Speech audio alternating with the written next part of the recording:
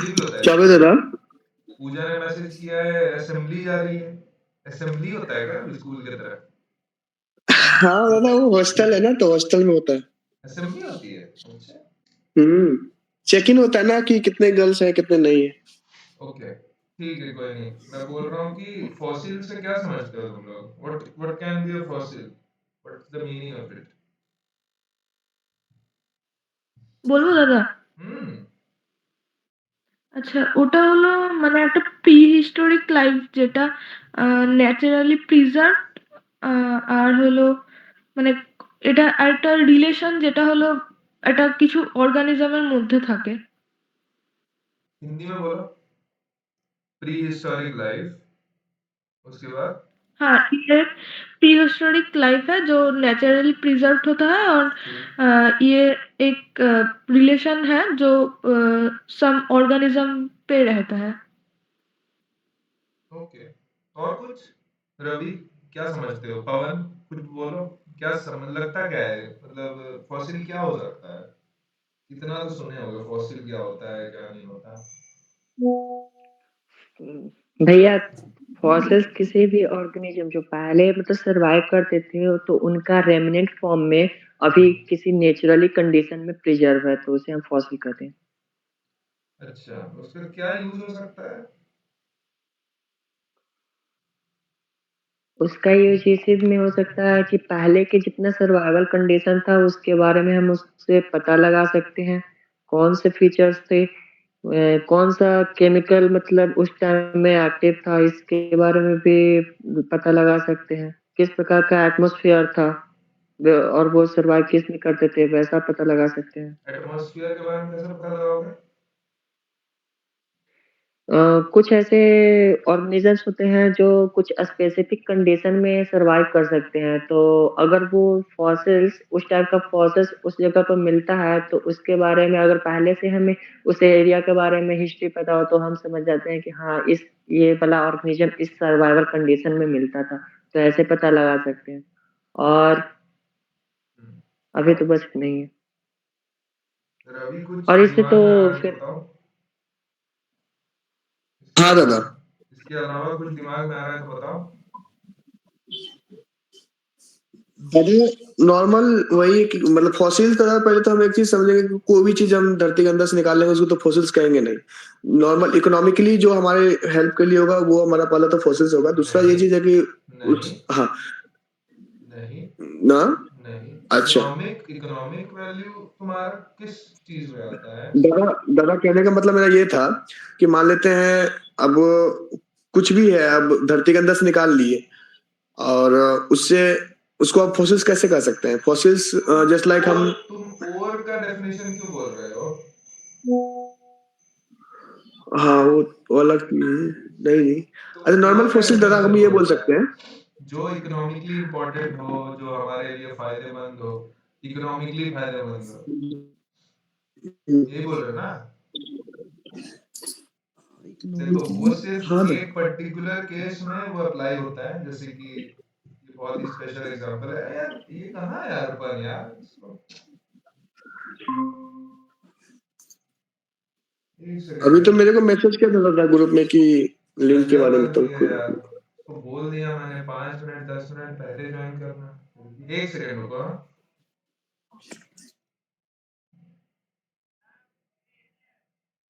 কোথায় আছিস তুই?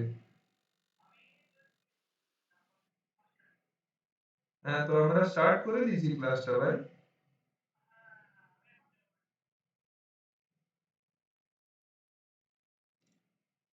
अच्छा, तो बात यहाँ पे आती है कि फॉसिल्स इकोनॉमिक इंपॉर्टेंस रखता है कि नहीं, ठीक है? हम एक जो मेरे दिमाग में भी एग्जांपल आ रहा है वो होता है coal. Coal is a fossil rock, सब कोई जानते हैं। या सोचो अगर तुम लोग कोल के बारे में, तो कोल एक ऐसा चीज है जो नेचुरली प्रिजर्व्ड होता है एज पर प्रेरणा का डेफिनेशन। वो प्रीवियसली किसी और स्टेट में था, वो अभी प्रिजर्व किसी और स्टेट में हो रहा है। कोयल को भी अगर हम लोग देखेंगे तो हम लोग उस टाइम के प्लांट्स के बारे में, या फिर प्लांट मटेरियल का जो माइक्रोन लेवल या माइक्रो लेवल पे जो भी प्लांट के मटेरियल्स है, तो वो कैसे किस प्रकार से अरेंज था उनका, उनका क्या कॉम्पोजिशन था, उनका क्या उसमें कितना कार्बन था, कितना ऑक्सीजन था, कितना क्या था, वो हम लोग जान सकते हैं। प्लस ये इकोनॉमिकली इम्पोर्टेंट भी है क्योंकि वो as a energy, as a form of energy वो हम लोग के यहाँ पे मिलता है। ठीक है, तो क्वेश्चन ये था कि फॉसिल्स क्या होता है। ठीक है, अर्पण क्या समझते हो फॉसिल के बारे में? What can be a fossil?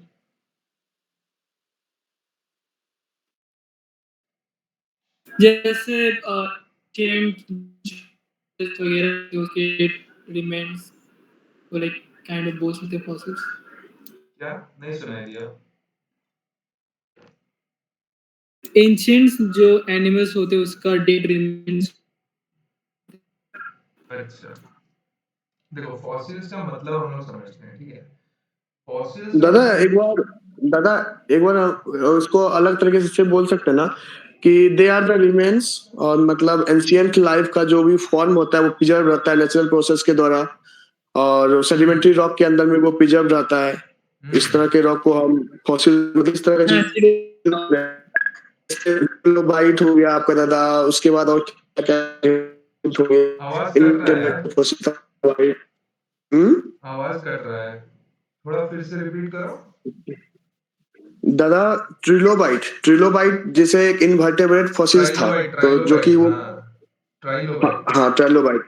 हाँ, तो मतलब इसका डेफिनेशन हम ऐसे भी बोल सकते हैं ना कि फॉसिल्स आर द रिमेन्स और ancient life that have been preserved naturally in natural process in the sedimentary rock, example trilobite, invertebrate fossils, और उसके बाद और क्या ढेर सारा था, सेल्स, बोन, स्टोन, इस तरह का और भी सही डायनासोर का जो भी प्रोडक्ट्स था, जो भी इस तरह का ठीक बॉडी है। फॉसिल्स।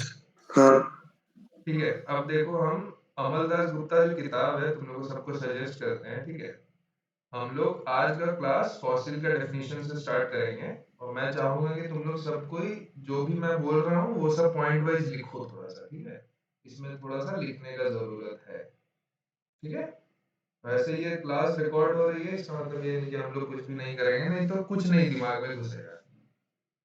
और अगर तुम लोग को एक चीज मैं बताना चाहता हूँ, palaeontology is a very interesting subject. अगर तुम लोग खुद को जियोलॉजिस्ट समझते हो या कभी मतलब सोच रहे हो कि मैं जियोलॉजिस्ट बनूंगा आगे जाके, तो तुम लोग कहीं ना कहीं रॉक का डिटेक्शन करोगे, रॉक डिटेक्टिव्स बनोगे।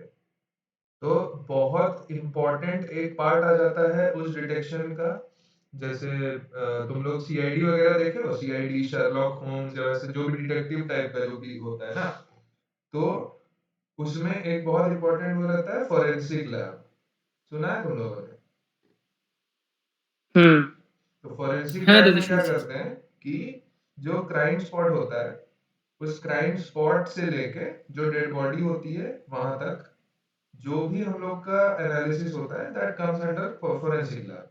उसमें हम लोग रिक्रिएट करने की कोशिश करते हैं कि क्राइम सीन में क्या हुआ होगा, किस तरह से विक्टिम को मारा गया है, किस तरह से वो पूरा क्राइम किया गया है ना, ये सब होता है।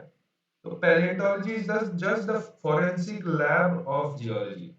ठीक है, as if the fossil is the dead body. ठीक है, तो फॉसिल डेड बॉडी है, उसको देखेंगे, फॉसिल कहाँ मिला उसको भी देखेंगे। तो क्राइम स्पॉट और डेड बॉडी दोनों देख रहे हैं, तो उन दोनों को देख के हम लोग ये समझने की कोशिश करेंगे कि वो जो क्राइम हुआ था, एज इफ क्राइम तो नहीं, वो जो प्रिजर्वेशन हुआ था वो किस स्टेट में हुआ था वहां। जैसे तुम लोग भी बहुत सारा पॉइंट बोले, जैसे तुम्हारा एटमॉस्फेरिक कंडीशन हो गया, तुम्हारा जिस सेडिमेंट में वो प्रिजर्व हुआ है वो कितना एनर्जी में था, वो क्या लो एनर्जी में था कि हाई एनर्जी में था, वहां जहाँ पे फॉसिल मिल रहा है वहां वो सिर्फ वही फॉसिल मिल रहा है या बहुत सारा तरह का फॉसिल मिल रहा है, वो भी एक बता सकता है। अब मान लो बहुत ज्यादा फॉसिल मिल रहा है, मान लो एक बेड है, तुम लोग मेरा कैमरा मतलब मेरे को देख पा रहे हो ना, अगर मान लो हम एक सक्सेशन देख रहे हैं, एक ऐसे ऐसे ऐसे ऐसे करके एक सक्सेशन है, उसमें एक पर्टिकुलर लेयर है जहां पे बहुत ज्यादा फॉसिल मिल रहा है, एक पर्टिकुलर लेयर है, तो हम लोग क्या बोल सकते हैं उसको देख के? प्रेरणा बताओ, इसको देख के हम क्या बोल सकते हैं? एक पर्टिकुलर लेयर में बहुत ज़्यादा फॉसिल है। যে সেডিমেন্টটা ছিল মানে যখন ওই ফসিলগুলো প্রিজার্ভ হয়েছে সেটা মানে মানে লো এনার্জি ছিল মানে ওই কারণে ওটা প্রিজার্ভ হয়ে গেছে বাট ট্রেসটা হতে পেরেছে। देखो, हम एक बात बताते हैं। तुम पूरा सक्सेशन में 5 लेयर देख रहे हो।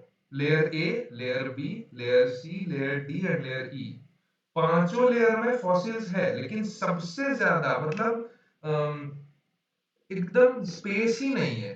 तुम जो ओरिजिनल रॉक या ओरिजिनल सेडिमेंट जिसमें वो जमा हुआ है, उसको तुम देख ही नहीं पा रहे हो, इतना ज्यादा फॉसिल है।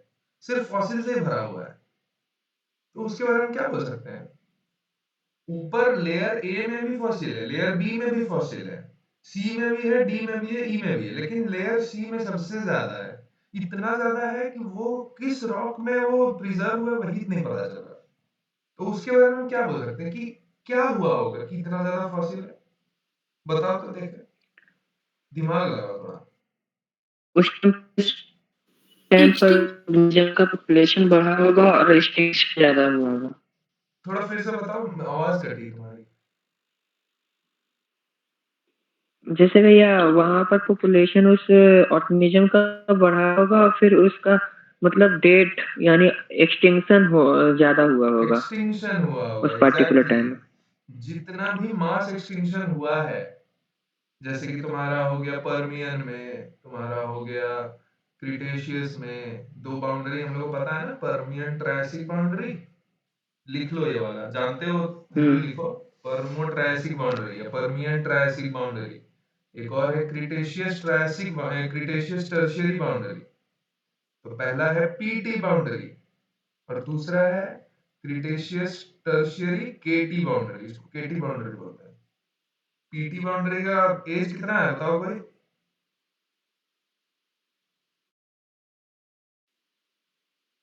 पीटी बाउंड्री कब हुआ था? पर्मियन एक्सटिंक्शन कब हुआ था? सबसे पहला एक्सटिंक्शन। भैया परमियन ना हम्म। भैया वो है आपको 2500 से ऊपर, मतलब आई मीन नहीं सॉरी, मतलब 2500 से लेकर उससे पीछे 2500 क्या? कितना लड्डू, पेड़ा, आलू, बिस्किट क्या? तुम क्या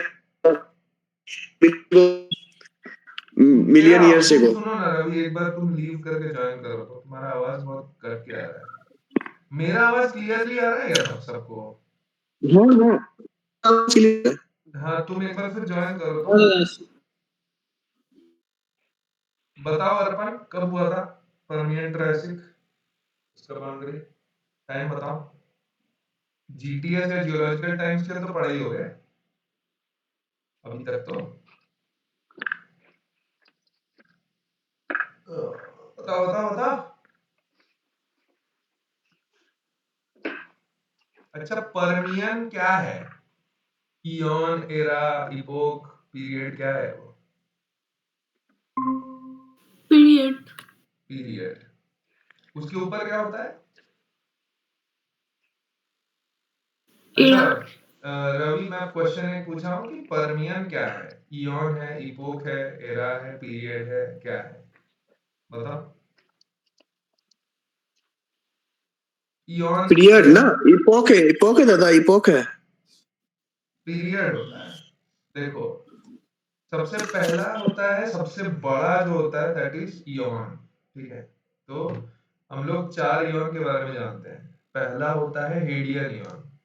ठीक है, तो हेडियन इयॉन में क्या हुआ था? बताओ कोई, पवन बताओ। फॉर्मेशन ऑफ अर्थ दादा, रॉक कूल हुआ था, रॉक कूल होना स्टार्ट हुआ था। एटमॉस्फेयर और ओशियन का एटमॉस्फेयर और ओशियन का फॉर्मेशन हुआ था और अर्थ का फॉर्मेशन जो है वो कूल होना चालू हो गया था। ठीक है, तो जब अर्थ पूरा मोल्टन था, वहां से रॉक्स बनने चालू हुए, तुम्हारे क्रेटॉन्स जितने भी थे वो बनना चालू हुआ था। ये सब तुम्हारा हेडियन इयॉन में हुआ था। पर्टिकुलरली रॉक को अपना स्ट्रक्चर या शेप उस इयॉन में मिला था। सबसे पहला इयॉन है हेडियन इयॉन। हेडियन इयॉन का मतलब क्या होता है? हम लोग ग्रीक माइथोलॉजी में पढ़ते हैं, देयर आर गॉड्स लाइक तुम्हारा ज़्यूस हो गया, पोसेइडन हो गया, हेडीज हो गया। तो Hades is the God of hell. ठीक है, हेडीज नाम सुना होगा तुम लोगों ने।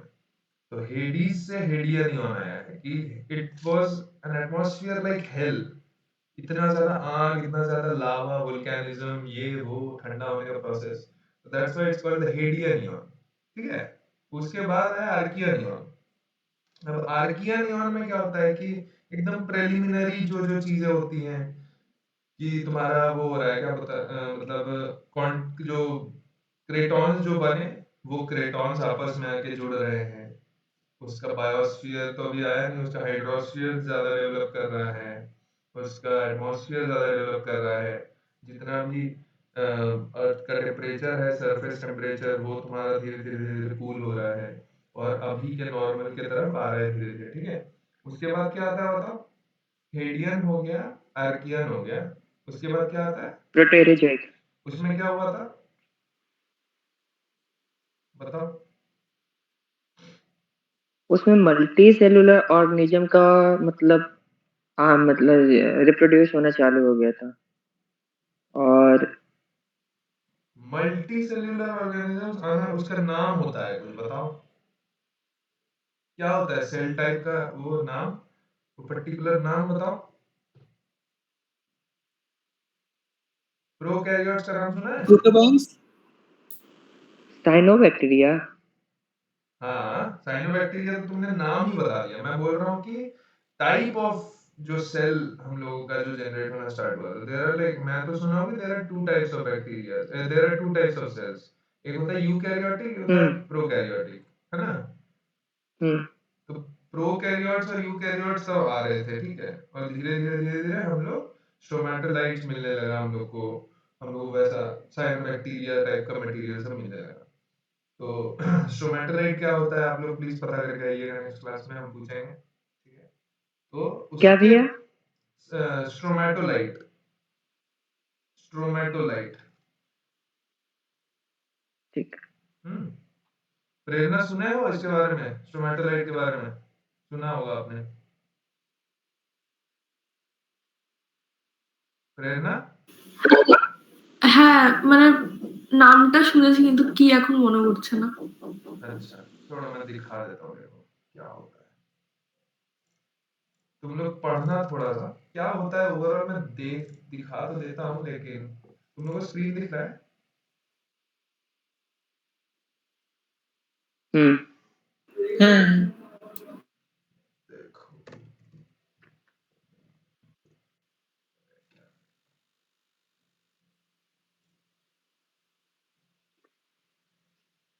ये देखो, पहले देखो क्या होता है। तुम कोई भी सी बीच पे जाओगे ना, कोई भी सी बीच पे तो नहीं मिलेगा, I am sorry, Andaman Nicobar particularly एक ऐसा सी बीच है जहाँ पे तुमको ये स्ट्रोमैटोलाइट्स मिल सकते हैं। ये कोस्टल क्लाइमेट्स में रहने वाले ऐसे साइनोबैक्टीरिया टाइप के मतलब जीव हैं, ऑर्गेनिजम्स हैं, जो कि एक तुम्हारा एक पर्टिकुलर एल्गी आता है ना, उस एल्गी के साथ, मान लो एक चीज दिखा देता हूँ, ये लेयर्स दिख रहे हैं तुम्हें? Layers, can you see these layers? Hmm. तो ये लेयर्ड ऑर्गेनिजम्स हैं, ठीक है? तो ये लेयर्ड ऑर्गेनिजम्स किससे किससे बने हैं ना, वो एल्गी से बने हैं और सेडिमेंट इनपुट से बने हैं, ठीक है? ये देखो, ये देखो पर्टिकुलरली इस फोटो में देखो तुम लोग अगर, तो ये जो है ना, यहाँ पे देखो हम लोग को ग्रेन्स मिल रहा है, ये ब्राउन ब्राउन जो है ना, ये मेरा मेरा पॉइंटर देखना, ये देखो ब्राउन ब्राउन ग्रेन्स हैं। ये सैंड ग्रेन्स हो सकते हैं या तुम्हारा क्या बोलते हैं उसको, सिल्ट ग्रेन्स हो सकते हैं, सैंड ग्रेन्स हो सकते हैं, क्ले ग्रेन्स भी हो सकते हैं। तो वो सैंड सिल्ट या फिर जो भी तुम्हारा टेरिजीनियस डिपॉजिट्स हुआ या टेरिजीनियस सेडिमेंट्स हुआ, टेरिजीनियस से मेरा मतलब है तुम्हारा कॉन्टिनेंटल सेडिमेंट इनपुट, ठीक है? उसके साथ अगर एल्गी लेयर बाय लेयर एक स्ट्रक्चर बनाए, तो that takes the form of this mound kind of thing. ये माउंड दिख रहा है, ये इस टाइप का बना देता है लेयर बाय लेयर। इसको काटोगे ना, अगर बीच में से केक की तरह अगर काटोगे, अगर वो हार्ड नहीं है, ये जनरली बहुत हार्ड हो जाता है क्योंकि यहाँ पे सेडिमेंट जमते जाते हैं, फिर मतलब वो थोड़ा-सा कठोर हो जाते हैं, फिर जमते जाते हैं, वैसा होता है। So these get lithified over time, that's why they are very hard enough and you cannot crack it open very easily. But if you get a chance to cut it open, then you can see these kind of layers. ठीक है? तो इसका definition देखो क्या दिया हुआ है। ऐसे इंटरनेट पे बताना सही नहीं होगा, लेकिन एक ओवरऑल आइडिया हम लोग दे सकते हैं। Stromatolites are layered mounds, columns, and sheet-like sedimentary rocks. These actually are sedimentary rocks. ठीक है? Stromatolites अभी पत्थर हो गया है already. ये पहले जीव जंतु जो भी था, पहले organism था. Now it has already become a rock, a sedimentary rock. What kind of sedimentary rock is it? It's a layered mound kind of, columnar kind of, and sheet kind of sedimentary rock. ठीक है? उसमें क्या होता है, they were originally formed by the growth of layer upon layer of cyanobacteria. दिख रहा है यहाँ पे, by the growth of layer by layer cyanobacteria, a single celled photosynthesizing microbe that lives today in a wide range of environments ranging from shallow shelf to lakes, rivers and even soils. कहाँ कहाँ रह सकता है cyanobacteria? देखो, वो shelf में रहता है. शेल्फ मतलब कॉन्टिनेंटल शेल्फ. ठीक है? जो हम लोग अगर कोई भी मरीन कंडीशन का अगर हम लोग क्रॉस सेक्शन या प्रोफाइल सेक्शन पढ़े, तो हम लोग का एक बहुत ही इंपॉर्टेंट डेफिनेशन आता है. देखो,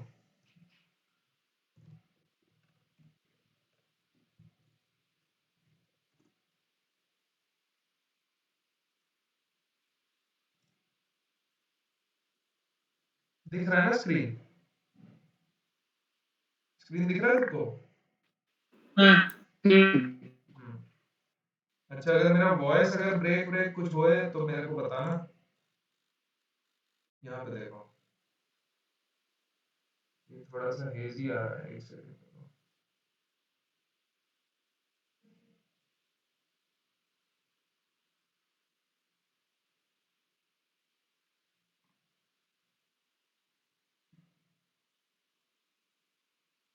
जो तुम लोग हर कोई सी बीच वगैरह घूमने गए हो?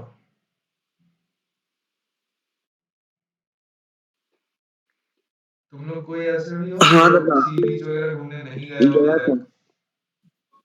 देखो, दादा, जो बागा बीच गया था।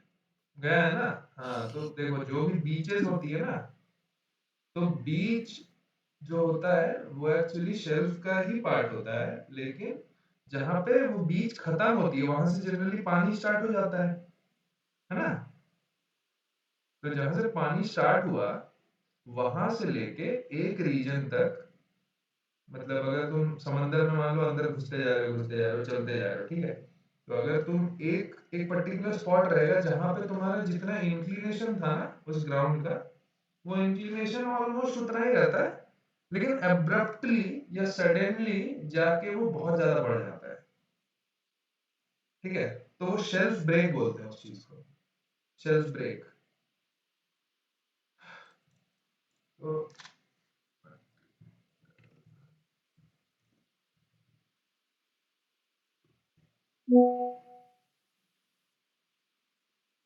ये देखो, ये बेटर है.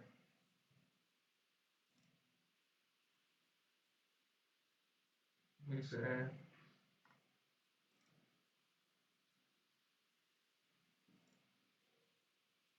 हम्म. ये वाला इमेज देख रहे हो? दिख रहा है? ये देखो, ये देखो, यहाँ से पानी स्टार्ट हो रहा है. ठीक है? यहाँ से पानी स्टार्ट हुआ, इसके ऊपर ये जो इंक्लाइंड पोर्शन है ये तुम्हारा सी बीच है. ठीक है? यहाँ पे सी बीच हुआ. अब जहाँ से पानी स्टार्ट हुआ वहां से लेके ऑलमोस्ट एक सिमिलर काइंड ऑफ इंक्लिनेशन रह के तुम्हारा एक एक इलोंगेटेड एक चीज रहता है, एक इलोंगेटेड रीजन रहता है, उसको हम लोग कॉन्टिनेंटल शेल्फ बोलते हैं. ये जो स्ट्रोमेटोलाइट्स है, ये स्ट्रोमेटोलाइट्स उन्हीं शेल्स में मिलता है. ठीक है? इन स्ट्रोमेटोलाइट्स का इंपॉर्टेंस क्या है? ये साइनोबैक्टीरिया से बने होते हैं. ये sheet like column like mounts होते हैं जो कि एक सेडिमेंट्री रॉक्स के क्लासिफिकेशन के अंडर आते हैं. तुम लोग अगर सेडिमेंट्री रॉक्स का क्लासिफिकेशन पढ़ोगे तो उसमें एक चीज दिखाया गया है कि रॉक्स कितने तरह के होते हैं. देयर आर नॉन ऑर्गेनिक या इनऑर्गेनिक रॉक्स। इनऑर्गेनिक में तुम्हारा आ गया कार्बोनेट, आ गया तुम्हारा सिलिसी प्लास्टिक आ गया, और एक और आता है तुम्हारा बायो मिनरल रॉक्स या बायोलॉजिकल रॉक्स। तो this is a biological rock, ठीक है, स्ट्रोमेटोलाइट। अब साइनोबैक्टीरिया क्या है? Cyanobacteria are prokaryotic cells, the simplest form of modern carbon based life. तो ये जो चीज है ये सबसे ज्यादा इंपॉर्टेंट है। अब मैं इससे ज्यादा इस चीज पे नहीं आऊंगा, ठीक है। तो हम लोग ये समझे कि साइनोबैक्टीरिया वगैरह जो थे वो प्रोकैरियोटिक टाइप के सेल्स थे। There are two types of cells, जो मैंने सुना है, तुम लोगों ने भी सुना होगा अगर बायोलॉजी में थोड़ा सा इंटरेस्ट था तो। एक होता है तुम्हारा प्रोकैरियोटिक, एक होता है यूकैरियोटिक। तो सिंगल सेल्ड वाले तुम्हारे प्रोकैरियोटिक में आते हैं शायद, और शायद मल्टी सेल्युलर वाले यूकैरियोटिक में आते हैं। अगर मैं कुछ गलत बोलूं, देखो मेरा 12th में बायोलॉजी नहीं था, लेकिन मैं बहुत इंटरेस्ट रखता हूँ, इसीलिए मैं बस ऐसे ही बोल रहा हूँ। तुम लोग अगर कुछ करेक्शन करना चाहो, अगर किसी का बायोलॉजी था तो प्लीज डू, ठीक है। तो अब ये होता है कि प्रोटेरोजोइक में तुम्हारा स्ट्रोमेटोलाइट्स आ गया था। तो प्रोटेरोजोइक में स्ट्रोमेटोलाइट्स तो आ गया, उसके बाद ऐसा क्या हुआ जो वहां पे से हम लोग इयॉन ही खत्म कर दिए? प्रोटेरोजोइक इयॉन किसी कारण के लिए खत्म हुआ होगा ना। और एक बात सबको ध्यान से सुनो, अगर मान लो तुम कहीं फील्ड में गए हो, तुमको कहीं जियोलॉजिकल टाइम स्केल रखा हुआ नहीं मिलेगा, तुमको फ्रेम आउट करना पड़ेगा। मेरा बोलने का मतलब ये है, तुम लोग मान लो कहीं खेत खलियान में घूम रहे हो, मान लो सपोज यू आर जस्ट, तुम लोग कहीं पे कोई एक आर्बिट्ररी जगह में तुम लोग मान लो फील्ड फील्ड ट्रिप पे गए हो, ठीक है। अब उस फील्ड ट्रिप पे ये हो रहा है कि तुम लोग को बोला गया कि आप लोग को प्रोटेरोजोइक और फेनेरोजोइक के बीच का बाउंड्री निकालना है। तो कैसे निकालोगे? तुम लोग को कुछ एक चीज, एक मटेरियल चीज मिलेगा तभी ना निकालोगे। कैसे हवा में, अरे वो देखिए वो थोड़ी वैसे नहीं होता है। कुछ मटेरियल चीज मिलेगा हम लोग को कि अच्छा देखिए ये जो पीस है ये है आपका बाउंड्री। ये नहीं कि हाँ कुछ एक हम इमेजिन किए वो पहले था फिर खत्म हुआ तो उसमें लाइन बन गया होगा, वो सब तो इमेजिनरी चीज है ना। मैं जो बोल रहा हूँ मैं समझाने की कोशिश कर रहा हूँ, तुम लोग समझ रहे हो कि ऊपर से जा रहा है? कोई नहीं रिस्पॉन्स? समझ रहे हैं। तो तुम लोग क्या देखोगे जो तुम लोग समझ पाओगे या तुम लोग बोल पाओगे कि हाँ ये जो चीज है, दिस इज द बाउंड्री और द लाइन विच डिमार्केट्स और विच डिफरेंशिएट्स प्रोटेरोजोइक फ्रॉम फेनेरोजोइक। वो क्या चीज होगा? एक बहुत डिस्टिंक्ट फीचर है, बहुत इंपॉर्टेंट चीज है, जहां से फॉसिल वॉसिल ये सब शुरू होता है, इसीलिए मैं वहां पे आ रहा हूँ। पूजा बताएगी, बताओ पूजा। मैंने पूछा, पूजा एक क्वेश्चन अभी पूछा है, तुम समझी वो वाला क्वेश्चन क्या है? मैं फिर से रिपीट करूं? फिर से भैया हाँ रिपीट करो। हाँ भैया रिपीट करिए ना। हाँ, मैंने ये पूछा है कि अब मान लो तुम लोग एक फील्ड ट्रिप में घूम रहे हो। अब ये तो हम लोग को पता है कि अर्थ के फॉर्मेशन के बाद अर्थ का जो टाइम स्केल है, जियोलॉजिकल टाइम स्केल जो हम लोग पढ़ते हैं, उस चीज को 4 इयॉन्स में तोड़ा गया है। पहला होता है हेडियन इयॉन, जहाँ पे अर्थ फॉर्म किया, अर्थ का क्रेटॉन्स वगैरह फॉर्म हुआ। आर्कियन में भी तुम्हारा वर्टिकल टेक्टोनिक्स चला है, वो सब हुआ। फिर प्रोटेरोजोइक में तुम्हारा स्ट्रोमेटोलाइट्स आ गया, साइनोबैक्टीरिया छाने लगा, ऑक्सीजन बिल्डअप हुआ, ये सब हुआ। अब उसके बाद तुम्हारा आता है फेनेरोजोइक इयॉन, जो अभी प्रेजेंट अभी जो इयॉन चल रहा है, ठीक है। तो मेरा क्वेश्चन ये है कि प्रोटेरोजोइक तक तो साइनोबैक्टीरिया आया था, ऑक्सीजन फैला, सब कुछ हुआ। उसके बाद ऐसा क्या हुआ कि हम लोग बोल दिए कि अच्छा प्रोटेरोजोइक से अब इयॉन चेंज करके फेनेरोजोइक आ गया। तो हम लोग कुछ देखेंगे ना तभी ना हम लोग बोल पाएंगे कि अच्छा अब देखो चेंज हो गया। तो हम लोग क्या देख रहे हैं? हम लोग बेसिकली एक रॉक का सक्सेशन देख रहे हैं, ठीक है। रॉक का लेयर्स देख रहे हैं। तो नीचे वाले जो होते हैं वो ज्यादा ओल्ड होते हैं और ऊपर वाले ज्यादा न्यू या लेटेस्ट होते हैं, लेटर होते हैं। ये तो सबको पता है कि नहीं? तो ये तुम्हारा एक लॉ ऑफ मतलब कुछ लॉज हैं, ठीक है, law of formal succession, law of original horizontality, तो ये सारे स्ट्रैटिग्राफी के कुछ बेसिक लॉज हैं। उसके अनुसार एक ऐसा ये भी लॉ है कि अगर तुम एक रॉक के लेयर को देख रहे हो, सपोज सबसे नीचे रॉक लेयर 1 है, उसके बाद लेयर 2, लेयर 3, लेयर 4, लेयर 5, तो सबसे नीचे जो तुम देख रहे हो, अगर वो एरिया तुम्हारा डिस्टर्ब्ड नहीं है, तब सबसे नीचे वाला रॉक या rock layer 1 is the oldest and rock layer 5 is the youngest, ठीक, क्योंकि सेडिमेंट्स ऊपर से गिरते हैं, सेडिमेंट्स ऊपर से सेडिमेंटेट करते हैं, ठीक है, प्रेसिपिटेट करते हैं, सेडिमेंट करते हैं, जो भी गिरते हैं, तो वो ऊपर से गिरते हैं, इसीलिए ऊपर वाले लेटर होंगे, ऊपर वाले न्यूअर होंगे और नीचे वाले पुराने होंगे। तो अब मैं एक ऐसा रॉक देख रहा हूँ जो प्रोटेरोजोइक का है, और एक मैं ऐसा रॉक देख रहा हूँ जो कि फेनेरोजोइक का है। 2 इयॉन्स की बात हो रही है। तो ऐसा चेंज क्या दिखा होगा? ऑक्सीजन बढ़ा, ऑक्सीजन के बाद क्या हुआ? थोड़ा दिमाग लगा, फॉसिल ये वो जाएंगे बाद में। কার্বনের শেল কবে এসেছিল ফানেরোজোইকে? एक ओवरऑल बिग पिक्चर में बताओ ना, इतना स्पेशलाइज होके क्यों बताना है?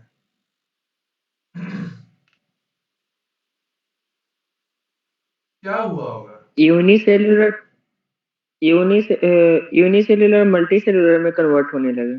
क्या है unicellular? The organism that have only single cell. Basically ये तुम लोगों को पता होना चाहिए कि कैम्ब्रियन जो चीज है, कैम्ब्रियन जो करते हैं, Cambrian is a period. Cambrian period तुम्हारा फेनेरोजोइक इयॉन का सबसे पहला एरा का सबसे पहला पीरियड है। कैम्ब्रियन का जो कैम्ब्रियन किस इसमें आता है, किस एरा में आता है बताओ?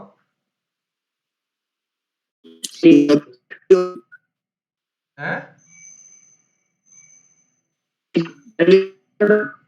तुम्हारा आवाज पता नहीं, मेरे को कट के आ रहा है कि सभी को? पवन तुमको कट के आ रहा है इसका आवाज? हल्का वो आ रहा है उसका। क्या बोल रहा है तू? अगर समझ पाते पैलियोजोइक तो में बोलो। पैलियोजोइक एरा में आता है। हाँ, पैलियोजोइक एरा में आता है, ठीक है। तो पैलियोजोइक जो था वो सबसे पहला एरा था तुम्हारा इसका, पैनेरोजोइक इयॉन का। उसके बाद 2 और एराज हैं, क्या क्या? मेसोजोइक और मेसोजो सेनोजोइक। मेसोजोइक और सीनोजोइक। सेनोजोइक। बहुत सिंपल। अभी कौन सा एरा चल रहा है? सीनोजोइक। अभी सेनोजोइक। सिनोजोइक चल रहा है।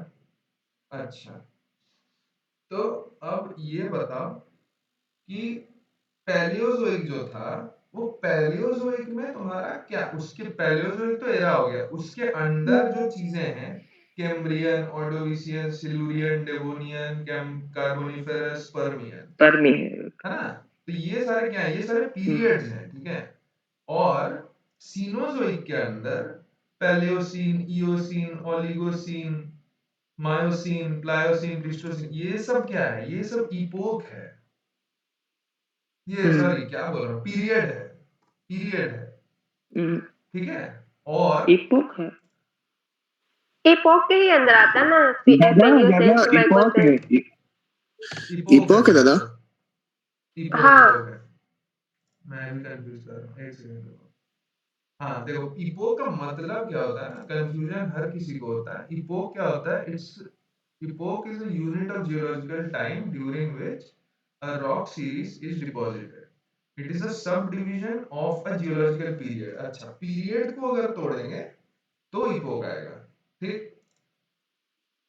पीरियड को तोड़ो तो अब मान लो हम बोल रहे हैं कि Palaeocene, Eocene, Oligocene, Miocene, Pliocene, ये सब मान लो है, तो ये सब मान लो अगर इपोक है तो इनको जोड़ेंगे तो पीरियड बनना चाहिए, क्योंकि पीरियड को तोड़ रहे हैं तो हमको इपोक बन रहा है, तो इपोक्स को जोड़ेंगे तो पीरियड बनना चाहिए। तो क्या क्या तुम्हारा पीरियड्स है सिनोजोइक में?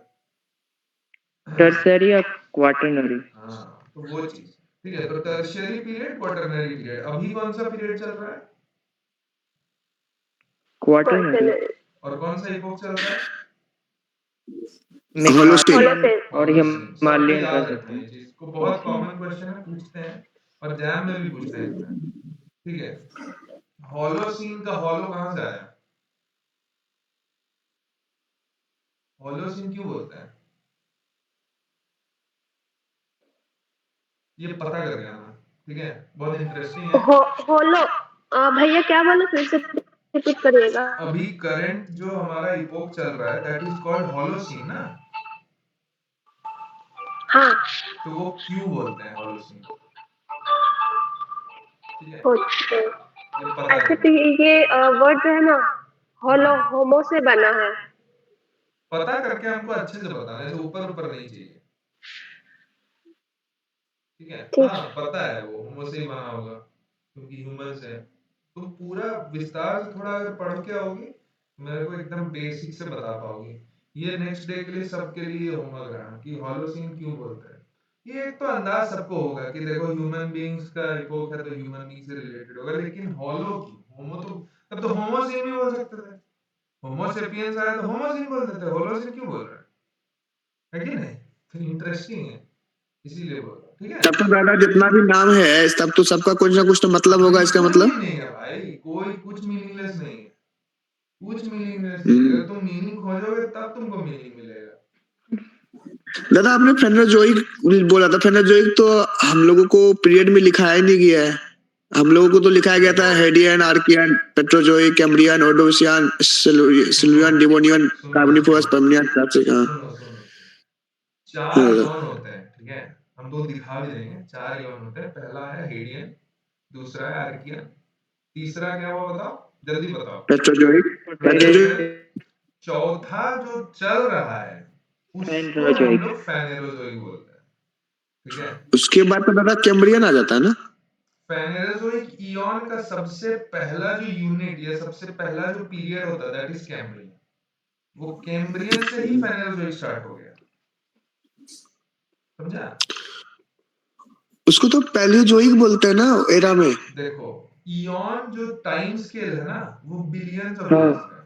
ठीक, इयॉन बिलियंस ऑफ ईयर्स में, ओह। कि मान लो 2 बिलियन ईयर का पहला इयॉन हुआ था, 3 बिलियन ईयर का सेकेंड वाला इयॉन हुआ था, बस बिलियन ऑफ ईयर्स के स्केल में जो हम लोग टाइम अच्छा तोड़ते पर हैं उसको इयॉन बोलते हैं। अच्छा अच्छा दादा, तो इसका मतलब कैम्ब्रियन से लेके क्वार्टनरी तक हमारा अभी फेनोजोइक ही चल रहा है। हाँ, अभी वो कंटिन्यू भी करेगा, ठीक है। समझा? तो वो बिलियन स्केल में अगर हम लोग तोड़ेंगे तो दैट इज इयॉन। अगर मिलियंस में आ गए तो तुम्हारा ये बन जाता है, एरा बन जाता है। और छोटा करोगे तो और कुछ बनेगा, इपोक बनेगा, पीरियड बनेगा, इपोक बनेगा, फिर कुछ और बनेगा, एराथेम, या कुछ कुछ बनते लगता है। ठीक है, तो वो हम लोग मान लो, ये एक चीज देखो तुम लोग, ये तो तुम लोग क्या बताए नहीं ऐसे, तो बहुत बहुत इंपॉर्टेंट चीज है भाई।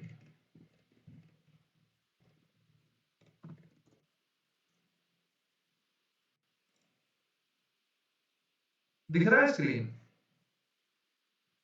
एक सेकंड।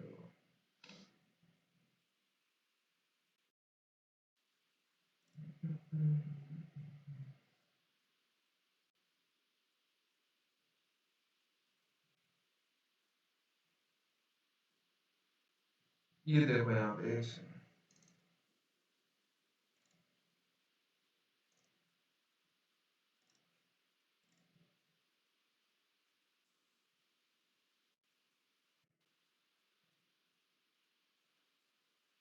ये देखो, दिख रहा है?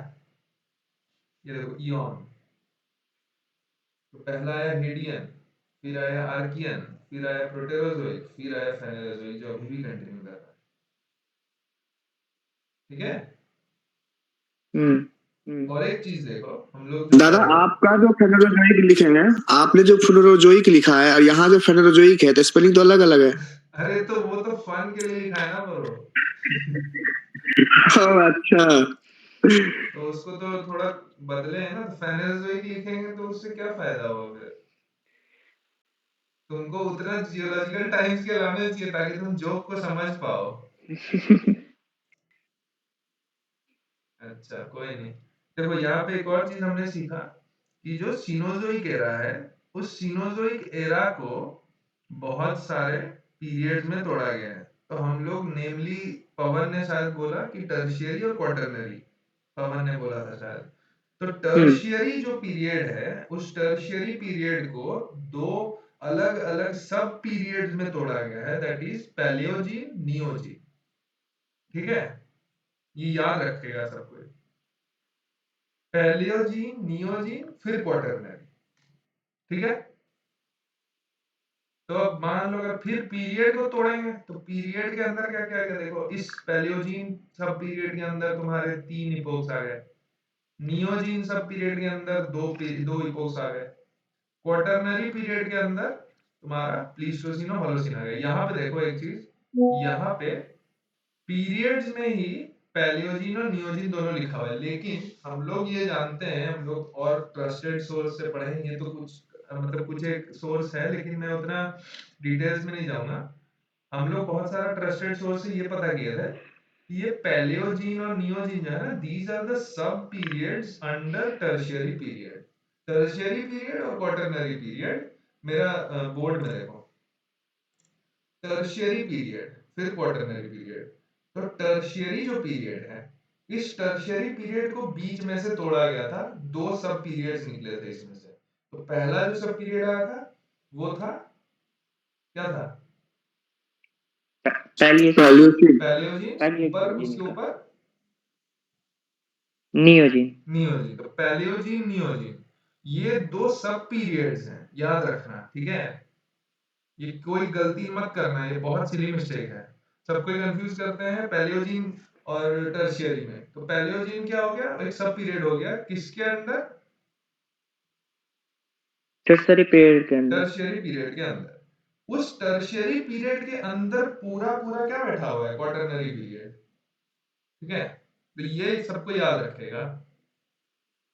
ठीक है? अच्छा, अब देखो, अब मैं शेयर स्क्रीन करता हूं। अब हम लोग फॉसिल का डेफिनेशन समझेंगे via amaltas Gupta text book, जो कि बहुत इंपॉर्टेंट है। दिख रहा है सबको स्क्रीन? दादा, आपने पिलोसिन और नियोसिन में उसको बदला है, मतलब आपने मतलब उसमें है, आगे तो उसको और ब्रेक कर दिया, तो उसको फिर इपोक में रखेंगे? किसको, मतलब कहाँ ब्रेक किया बताओ? टर्सरी को 5-6 टाइप से बांटा था, पैलियोसिन, इयोसिन, ओलिगोसिन, मायोसिन, हाँ, वो इपोक्स पिलियोइन। है, वो इपोक्स है। तो जो सब पीरियड और जो पीरियड्स है ना, मान लो सब पीरियड के अंदर क्या हो गया तुम्हारा, पैलियोजीन और नियोजीन। हाँ, तो ये पैलियोजीन सब पीरियड के अंदर कुछ कुछ इपोक्स आएंगे, फिर नियोजीन सब पीरियड के अंदर कुछ कुछ इपोक्स आएंगे, और उसके बाद सबसे ऊपर जो क्वाटरनरी पीरियड है उसके अंदर भी कुछ कुछ इपोक्स आएंगे। ठीक है? दो में प्लीस्टोसीन और प्लीस्टोसीन और होलोसीन। ठीक है? तुम लोग सब कोई जीटीएस या जूलॉजिकल टाइम से पूरा रट के आएगा, फिर हम बताएंगे कि इसको कैसे रटना है। थोड़ा अपने से एफर्ट मार के जितना भी रटा जाए तुम लोग रट के आओगे सब कोई। प्रेरणा, बुझते मेरे चीज? हाँ दादा। पूरा जितना हो सकता है तुम लोग से, जितना एफर्ट मार सकते हो मारना, थोड़ा रट के आना। थोड़ा रटना है जियोलॉजिकल टाइम्स के लिए, नहीं तो फिर हम जब बताएंगे तब और इंटरेस्टिंग होगा, तो तब पूरा रटा जाएगा। ठीक है? अच्छा, एक चीज देखो यहाँ पे,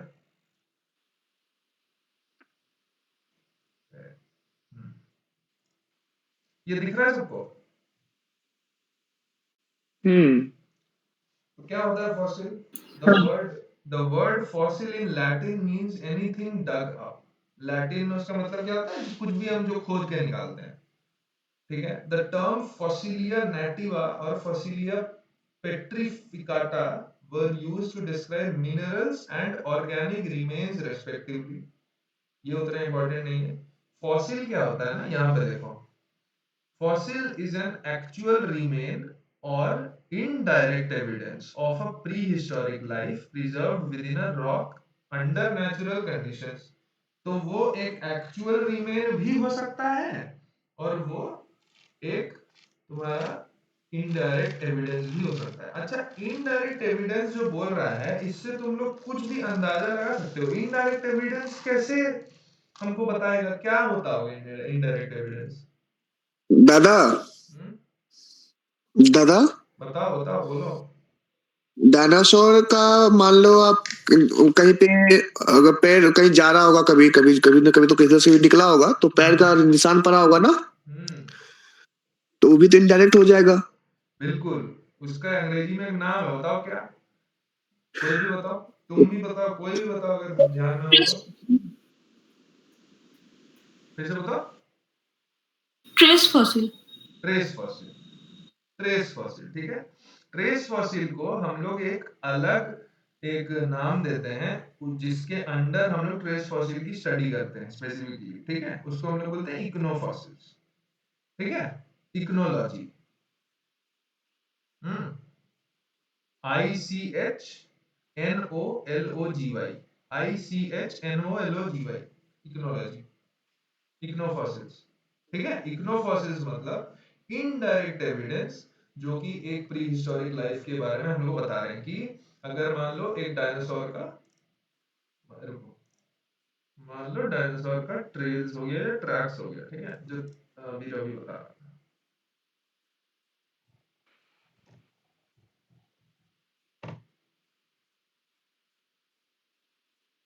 ये देखो ट्रेस फॉसिल्स, सबको दिख रहा है? ये देखो रवि का डायनासोर कहीं जा रहा था, हाँ ये देखो, ये पर्टिकुलरली एक पैर का निशान है। अगर तुम लोग कोई भी फॉरेस्ट वॉरेस्ट में बहुत इंटरेस्ट रखते हो तो ये ऐसे निशान तुम लोगों को अगर मिले तो उस जंगल से तुरंत भागना, बिकॉज हो सकता है वहां पे डायनासोर अभी भी हो। दादा अभी कहाँ से होगा? अच्छा, डायनासोर सबको कैसा, मतलब हमको तो बहुत अच्छा लगता है, मतलब बहुत इंटरेस्टिंग लगता है। तुम लोग दादा वो तो एक सिनेमा है जुरासिक पार्क, देखा है तुम लोग? वो तो सबको दादा देखे हो? 65 मिलियन ईयर्स एगो जब वो एक्सटिंक्ट हो गया है, हाँ, तब फिर अभी कहाँ से मिलेगा? एक बात बताएं, हाँ there are many organisms that were or maybe that were considered to be have gone extinct, जो शायद सोचते होंगे लोग कि हाँ ये देखो, ये जो ट्राइलोबाइट है ना, ये पर्मियन में एक्सटिंक्ट हो गया, या मान लो सेफेलोपोड है ना, ये तो इसमें फलना में एक्सटिंक्ट हो गया, लेकिन वो फिर से एक टाइम गैप के बाद फिर से आने लगता है। बहुत सारे ऐसे ऑर्गेनिजम्स हैं, ठीक है। तो there is nothing to be ruled out. हम क्या बोले समझे बट तुम? भैया उतना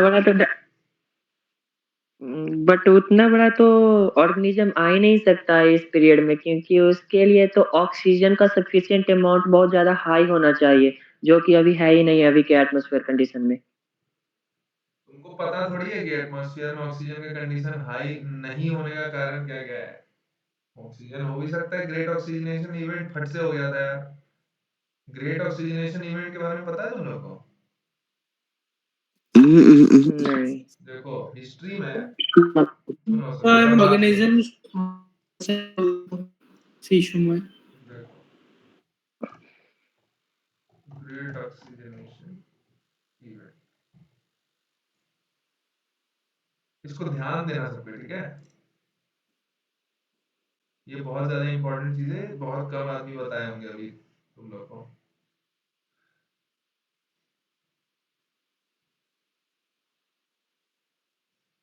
छोड़ो, ये हटाओ।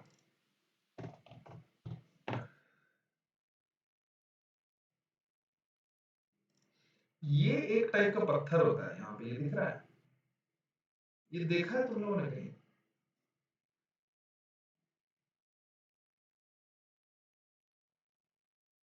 ये देखा है किसी ने? अच्छा दिख रहा है बोर्ड? दादा एक बार ना फील्ड में गया था ना, तो इस तरह ज्यादा स्पेसिफिक नहीं था, लेकिन ऐसा कुछ मैंने देखा है। देखो ये क्या होता है ना, ये लाल लाल दिख रहा है, सबको सबको एग्री कर रहे हो, ये लाल दिख रहा है रेडिश टाइप का, और बीच बीच में डार्क बैंड्स है, ठीक है। तो ये एक्चुअली एक बैंडेड आयरन फॉर्मेशन है, ठीक है, आयरन फॉर्मेशन है। आयरन स्टोन्स हैं या आयरन लेयर्स हैं, ठीक है, लोहे के लेयर्स। अब मान लो आयरन जब ज्यादा ऑक्सीजन होता है तो आयरन अपने +2 स्टेट को छोड़ के +3 स्टेट में चला जाता है। ये समझने में कोई दिक्कत हुआ? +2 से +3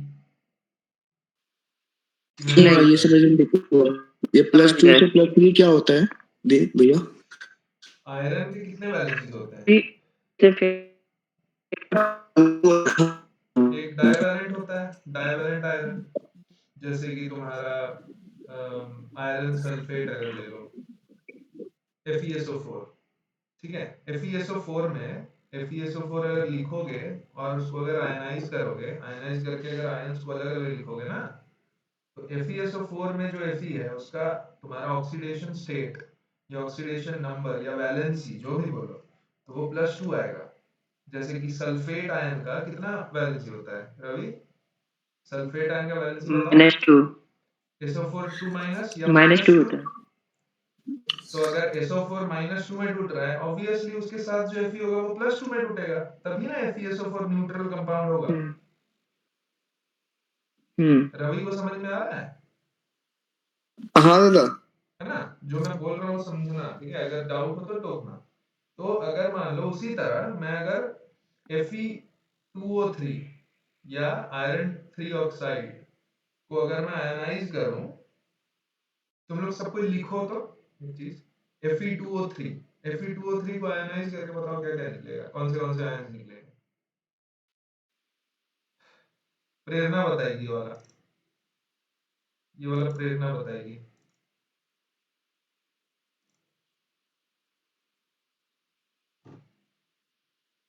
बताओ तो प्रेरणा, Fe2O3 को तुम आयनाइज कर रहे हो, आयनाइज करने से क्या क्या आयन्स मिल रहे हैं, जल्दी बताओ।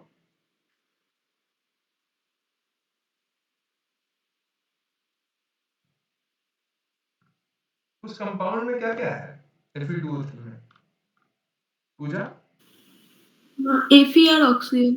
हाँ, अब उसका वैलेंसी के साथ बताओ। Fe2O3 एरो, उसके बाद क्या क्या आयन्स बनेंगे? जैसे FeSO4 को तोड़ा था हमने तो Fe2 plus plus SO4 2 minus निकला था, उसी तरह Fe2O3 को, हाँ बोलो। Fe2 प्लस और O3 माइनस। O3 माइनस होता है? नहीं O3 माइनस तो नहीं फिर होता। ठीक से बताओ, कोई भी बताओ, अर्पण बताओ। Ferric ion 3O2 plus minus. हाँ हाँ, फेरिक आयन, ठीक है।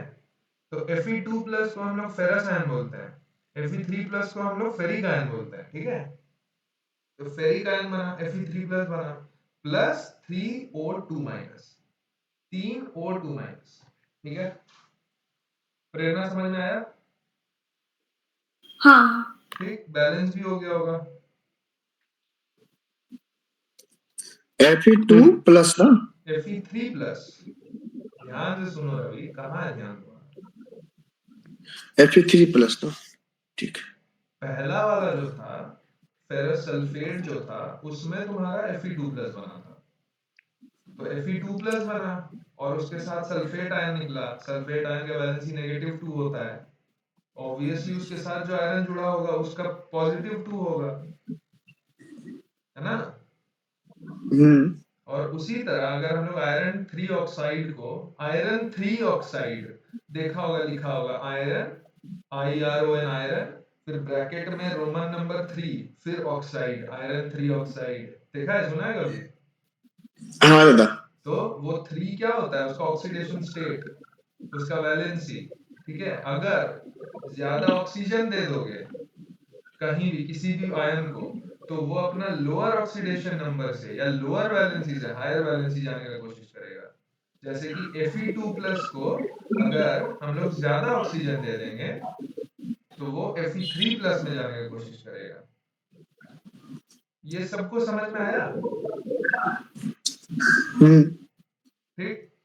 तो ग्रेट ऑक्सीजनेशन इवेंट है, ग्रेट ऑक्सीडेशन इवेंट में क्या हुआ था, अचानक से प्रोटेरोजोइक कब आते हैं, तो प्रोटेरोजोइक में अचानक से इतना ज्यादा ऑक्सीजन आ गया था कि जितने भी आयरन बैंड्स थे या आयरन रॉक्स थे वो सारे अपना +2 स्टेट छोड़ के +3 स्टेट में जाने लगे, तो आयरन ऑक्साइड बनने लगा, आयरन 3 ऑक्साइड बनने लगा, 3 ऑक्साइड। आयरन 3 ऑक्साइड का एक पर्टिकुलर कलर होता है। तुम लोग जंग देखे हो? जंग लग जाता है, रस्ट लग जाता है, हाँ रस्टिंग। तो हाँ आयरन 2 ऑक्साइड या iron 3 oxide, iron 3 oxide rust का फॉर्मूला होता है। जो साइकिल वाइकल पड़ी रहती है ना कबाड़ में, तो उसमें जंग लग जाता है, तो that is basically iron 3 oxide. वो किससे बनता है? आयरन जब मॉइस्चर के प्रेजेंस में रहता है और ऑक्सीजन के प्रेजेंस में रहता है, तो वो ऑक्सीडाइज होके वो ज्यादा ऑक्सीडेशन स्टेट या ज्यादा वैलेंसी शो करने लगता है, आयरन 2 प्लस आयरन 3 प्लस में कन्वर्ट होने लगता है। उसीलिए जितने भी आयरन वाले रॉक्स थे, वो अपना प्रीवियस जो भी उनका कॉन्फ़िगरेशन था, आयरन 2 प्लस वाला कॉन्फ़िगरेशन था, वो छोड़ के आयरन 3 प्लस वाला कॉन्फ़िगरेशन दिखाने लगे थे और बैंडेड आयरन फॉर्मेशंस बनाने लगे थे।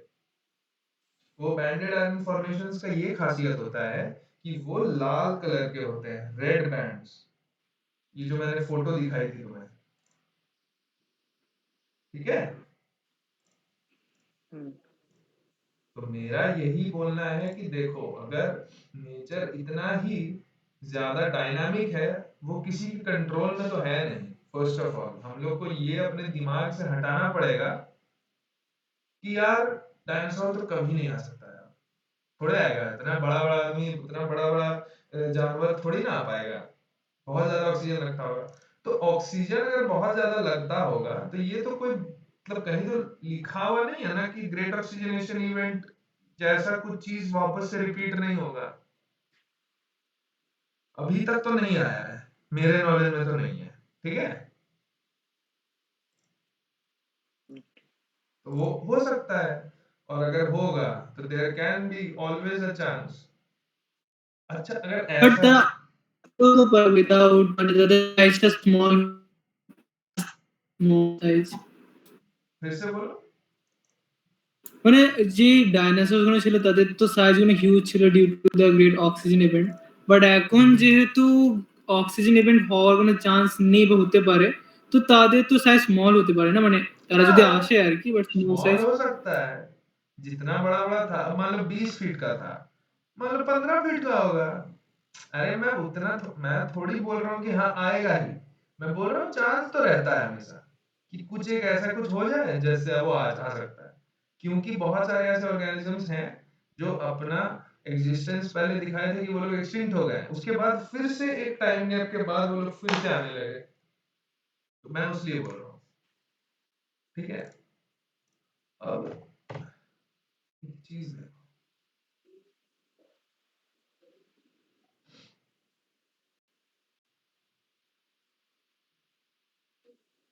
तुम लोग यूट्यूब देखते हो कोई? सब देखता होगा, सब चुप रहेगा अभी देखना।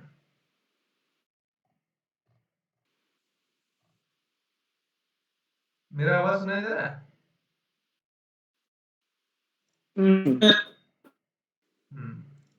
ये देखो, जुरासिक पार्क अगर कोई नहीं देखा है तो प्लीज जाके देखना, बहुत अच्छा लगेगा।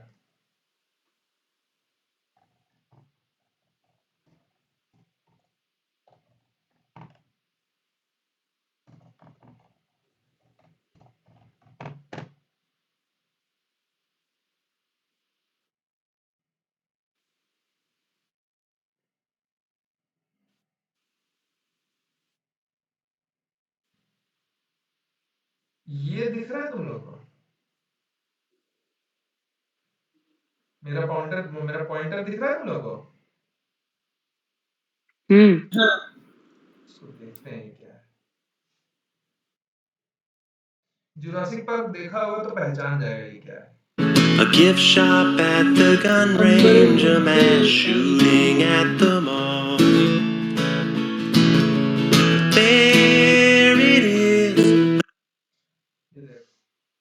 ये एक एम्बर, एम्बर समझते हो क्या होता है? एम्बर एक जूस होता है जो एक पर्टिकुलर एम्बर ट्री होती है उससे निकलता है, ठीक है? वो एक स्टिकी, एक एडहेसिव टाइप का गम टाइप का होता है, जो कि जम जाने से एक पत्थर टाइप का रूप ले लेता है। ठीक है? उसी पत्थर में मान लो कोई एक ऑर्गेनिज्म जैसे कि लिजर्ड हो गया या एक मच्छर हो गया या एक मक्खी हो गई या कुछ भी ऐसा छोटा ऑर्गेनिज्म, जब वो स्टोन नहीं बना था, जब वो ऑलरेडी एक गम टाइप का टेक्सचर में था, उसमें अगर ट्रैप हो जाता है और उसके बाद वो अगर हार्ड करना स्टार्ट करता है, तब ऐसा कुछ हम लोग को देखने को मिलता है। ठीक है? समझ में आया? ये याद रखना है, it's a type of a fossil. बाद में इसको पढ़ेंगे। It's a type of fossil. सबको दिख रहा है यार? सब चुप क्यों हो रहे हो? हाँ या ना, कुछ तो बोलो। दिख रहा है है, दिख दादा रहा है। देख हाँ, तो इतना मरे हुए क्यों हो तुम लोग? लग रहा है मर गया है कोई। एकदम चुप रहेंगे, मौन व्रत रखेंगे सबको। तो जुरासिक पार्क में ये दिखाया गया था, वो पता नहीं, वो शायद कोई एक कोई एक पेपर से ऐसा कुछ इंफॉर्मेशन लिया गया था, मेरे को उतना याद नहीं आ रहा है। वो ऐसा था, मेरे बोर्ड पे आ जाओ, ठीक है? रिकॉर्डिंग वाले से हट के बोर्ड पे आ जाओ। वो ऐसा कुछ था कि एक एम्बर था, जिस एम्बर के अंदर एक मच्छर प्रिजर्व हो गया है, ठीक है? वो मच्छर जुरासिक टाइम का था। जुरासिक टाइम मतलब मेसोजोइक एरा का, तुम्हारा जो सबसे बीच वाला जो पीरियड है उसका। ठीक है? तो जुरासिक में क्या था, वो बहुत ज्यादा फेमस था डायनासोर्स के प्रेजेंस के लिए, इसीलिए नाम भी जुरासिक पार्क रखा गया था। तो जुरासिक पार्क में दिखाया गया था कि एम्बर में एक मच्छर फंस गया है, उस मच्छर ने शायद कभी किसी डायनासोर का खून पिया था। ठीक है? वो मच्छर अभी भी उसी तरह प्रिजर्व्ड है और उसके पेट में जो खून बचा है वो अभी भी उसी तरह से प्रिजर्व्ड है। ठीक है? तो वहां से साइंटिस्ट क्या करते हैं, उस मच्छर से उस खून को बाहर निकालते हैं। बाहर निकालने के बाद उस खून में जितने भी डीएनएज है ना, उन डीएनएज को एक्सट्रैक्ट करते हैं। उन डीएनएज को एक्सट्रैक्ट करने के बाद जितने भी डीएनएज के कॉम्बिनेशंस पॉसिबल हैं, उन्हीं डीएनएस के कॉम्बिनेशंस को मिला मिला के जितने भी डायनासोर्स पॉसिबल हैं, सबको बनाते हैं। They try to recreate the Jurassic world. ठीक है? This is what was shown in Jurassic Park movie. ये देखना जाके इतना अच्छा लगेगा ना, लगेगा कि यार पैलेंटोलॉजी क्या चीज है। वहां पे फर्स्ट या सेकंड सीन में दिखाया गया कि एक एक या दो पैलेंटोलॉजिस्ट एक फील्ड में गए हैं और वो लोग को अचानक से एक जगह वो लोग खुदाई करते हैं, एक्सकेवेट करते हैं, तो वहां पे वो एक बड़ा सा एक टीरेक्स का या कोई एक डायनासोर का एक ये मिलता है, स्केलेटन मिलता है। तो वो जो बड़ा सा डायनासोर का जो स्केलेटन मिला, that is also a fossil. वो किस तरह का फॉसिल है? वो एक बॉडी फॉसिल है। क्यों? कोई बता पाएगा? बॉडी फॉसिल क्या होता है? That is the question. ये लास्ट क्वेश्चन है आज का, जल्दी बताओ। दादा मैं बताऊं? मतलब প্রিজার্ভ হয়েছিল, মানে বোন গুলো हिंदी में প্রিজার্ভ बोलो হয়েছিল। या इंग्लिश में बोलो। वो वो बोन है डायनासोर का, वो प्रिजर्व्ड हो गया था, इसलिए उसको बॉडी फॉसिल बोला जा रहा है। हाँ और डायनासोर का बॉडी का है। हाँ। तो जो एक्चुअल बॉडी, जो एक्चुअल प्री हिस्टोरिक ऑर्गेनिज्म का अगर बॉडी किसी तरह पत्थर में प्रिजर्व हो जाता है, तो that very thing will be preserved as a body fossil. उसी तरह एक और फॉसिल होता है, जो बॉडी फॉसिल ऑब्वियसली नहीं होगा, जो एक्चुअल रिमेन है वो नहीं होगा। उसका नाम बता दो, आज छोड़ देंगे, जल्दी बताओ। एक हो गया बॉडी फॉसिल, दूसरा क्या हो गया जो डायरेक्ट एविडेंस नहीं है, अभी जो पढ़े? Trace fossil. हाँ, indirect evidence, trace fossils. Trace fossil. ठीक है? तो आज का 2 होमवर्क हो गया। एक हो गया तुम लोग जियोलॉजिकल टाइम स्केल पढ़ के आना या याद करके आना, जितना हो सके याद कर लेंगे हम लोग। सेकेंडली क्या हो गया? सेकेंड हो गया होलोसीन वर्ड का ओरिजिन कहाँ से आया। और थर्ड एक मैं ऐसे ही बोल रहा हूँ कि जुरासिक पार्क अगर नहीं है उसका एक बार तुम लोग क्लिप्स या ट्रेलर या कुछ भी वैसा देखना, अगर नहीं देखे हो तो। कोई है ऐसा जो नहीं देखा है? पूजा देखी है? देखे। सब कोई देखा है? जुरासिक पार्क है हाँ? फिल्म पूरा लास्ट तक नहीं यार, देखा है फर्स्ट पार्ट थोड़ा सा कुछ भी। नहीं नहीं देखा है हाँ, तो वही यूट्यूब पे जाना, यूट्यूब पे हमने जुरासिक देखे पार्क हमने मारना। देखे हुए। ठीक जो भी नहीं देखे हो जाके जुरासिक पार्क टाइप करके देखना क्या होता है। फर्स्ट पार्ट ये नहीं थर्ड फोर्थ में चलेगा, बहुत सारा पार्ट है, तो वो देखना अलग ही तुमको पैलेंटोलॉजी में इंटरेस्ट देगा, अलग ही देगा। तो उसमें स्पेसिफिकली डायनासोर्स को लेके एक फिक्शियस एक साइंस-फाई टाइप का एक मूवी बनाया है। तो जैसे वो लोग डायनासोर्स की स्टडी करके वो लोग उस टाइम के बारे में पता करते हैं, हम लोग एकदम बेसिक से स्टार्ट करेंगे। हम लोग पहले तुम्हारा पैलेंटोलॉजी के लॉज के बारे में पढ़ेंगे, जो हमारा इवोल्यूशन थियरी है, जो हमारे इवोल्यूशन थियरी। एक बात बताओ, इवोल्यूशन थियरी के बारे में किसी ने सुना है कि हम लोग बंदर से आए हैं, ऐसा कुछ सुना है ना? हाँ सुने हैं भैया। किसने हाँ किसने बताया ये बात? Charles Darwin. फिर से बोल। Charles Darwin. Charles Darwin, Darwin's theory of evolution. तो हम लोग कैसे पता किए कि हम लोग बंदर से आए हैं? हम लोग तो कुत्ते से भी आ सकते हैं, मैं तो बोल सकता हूँ ऐसे। तो क्यों डीएनए हम लोग मैचिंग किया। हैं? डीएनए का लगभग 99 या 98% मैच कर गया था। डार्विन डीएनए देख के बोला था? नहीं डार्विन डीएनए नहीं, मतलब तो आज देख के डार्विन पता जब बोला लगाया था तो जाता है। डार्विन क्या देख के बोला था? उसके जमाने में तो डीएनए पीएनए कुछ था नहीं। हम्म। तो वो चीज वो तब वहां पे आता है तुम्हारा फॉसिल या पैलेंटोलॉजी का बात, कि बोन स्ट्रक्चर को देख के हम लोग समझ सकते हैं कि अच्छा देखो पहले ये वाला था, पहले बंदर था, फिर ओरंगुटान हुआ, फिर चिंपैंजी हुआ, फिर गोरिल्ला हुआ। मतलब ऐसा वैसा एक लीनियज दिखाता है ना कि पहले बंदर था, फिर धीरे धीरे वो खड़ा होते होते होते तो पूरा इंसान बन गया। वो अलग चीज, वो एक फिगर देखा होगा तुम लोगों ने। तो वो चीज डार्विन थियरी ऑफ इवोल्यूशन का सबसे फेमस फोटो है, सबसे फेमस पिक्चर है। तो वो डार्विन ने स्केलेटल फिगर्स या स्केलेटल स्ट्रक्चर्स को देख के तुम्हारा एप्स का बोलो या फिर जो भी ऑर्गेनिजम्स हैं वैसे जहां से हम लोग आए हैं, उनका फॉसिल्स को देख के वो बताए थे ये बात। So there comes the importance of fossil studies and palaeontology. ठीक है? तो फॉसिल्स इसलिए भी इम्पोर्टेंट है कि हम लोग कहाँ से आए हैं। हम लोग डायरेक्टली थोड़े ना, जैसे मेरा भैया बोलता था हमको कि अरे तुम तो अडॉप्टेड चाइल्ड है, तुमको तो ऊपर से भगवान ऐसे ही फेंक दिया, तुम तो कूड़ादान मिला। वैसे थोड़ी ना है हम लोग कहीं से ओरिजिनेट करके आए, डेवलप किए हैं। तो डेवलप करते करते करते करते फिर यहाँ पे आए हैं, ह्यूमंस हुए हैं, फिर और भी इवॉल्व हो रहे हैं। ये नहीं कि इवोल्यूशन ही खत्म हो गया है, हम लोग खत्म नहीं होगा इवॉल्व करना। We are obviously continuously evolving.